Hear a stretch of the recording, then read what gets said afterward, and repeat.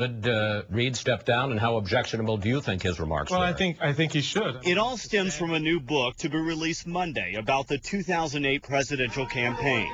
In that book, Reid is quoted as supporting Obama as a presidential candidate and then calling him a light-skinned African-American with no Negro dialect. When you're using language in a 2008 that harkens back to the 1950s and 60s. But D.C. Congresswoman Eleanor Holmes Norton was quick to speak out in support of the majority leader.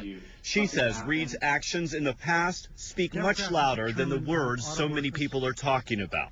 When it comes to the black community, I think the black community will do exactly as the president did. They will consider the source, and they will accept the apology because Senator Reid has earned it. Norton says she has worked side by side with Senator Reid over the years on many issues in support of the African-American community.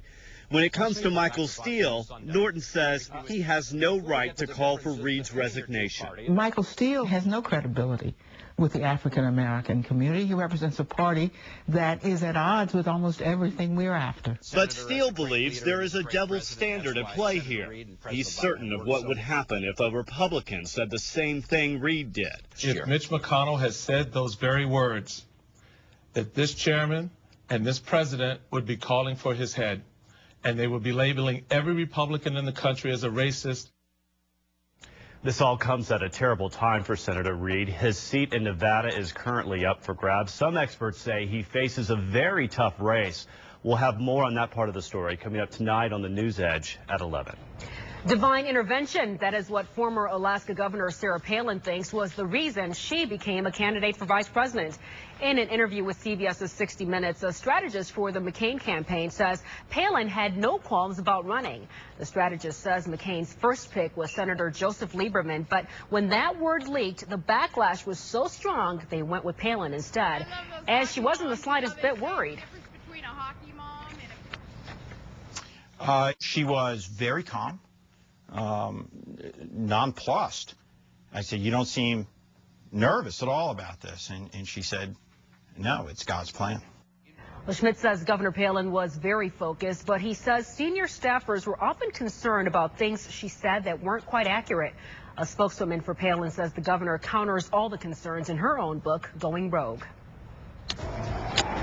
All right, the Fox 5 storm force is staying on top of this bitter blast of weather. Boy, the cold weather has been hanging around for more than a week, but is there a chance things could warm up? Well, let's check in with Gwen Talbert, live in the Weather Center with your first forecast. Hey, Gwen. Hey, Matt. Yes, there is a warm up in the forecast. Now, it's all relative, and I said this last night, so don't expect anything major in terms of the rise in the temperatures. But let's take a look at where we struggled to get to today, just above the freezing mark and just at the freezing mark. Look at this, 32 degrees at National Airport, I should say at the freezing mark and just below, 31 at Dulles and 31 degrees at Baltimore. Well, it is cold outside tonight. If you are heading out anywhere for the evening, really bundle up. 26 degrees right now at National Airport. We've got 22 at Baltimore, 24 at Dulles, 21 at Frederick. And we've got wind chills to talk about as well. And here's a look at what it actually feels like if you step outside. It feels like it's only 17 degrees right now at National Airport. Take a look at 9 degrees a little bit to the north of us in Gaithersburg. So you can see that the wind chills are definitely a major factor again tonight, as they have been the last couple of nights. And you have to take this very seriously because we've got hypothermia that we'd have to worry about. Also, I've mentioned many times, please do not leave your pets out in this weather at all. Lots of clouds moving in across the Great Lakes. Guess what? They're headed our way, and they're in our forecast as well. But in the meantime, for tonight, mostly cloudy skies, not quite as cold as we move through into the forecast period. But this is actually for tomorrow night, I'm sorry, where we expect to see a chance of some flurries, and we'll talk about that as well. Those details coming up. Back to you. All right, Gwen, thank you very much. We'll see you in a minute. Mother Nature has an icy grip on most of the country, and it's causing real problems beyond just complaints about the temperatures. Firefighters find it hard to put out flames when they have to haul hundreds of pounds of equipment through deep snow. In Texas, a series of water main breaks have forced evacuations, including a nursing home.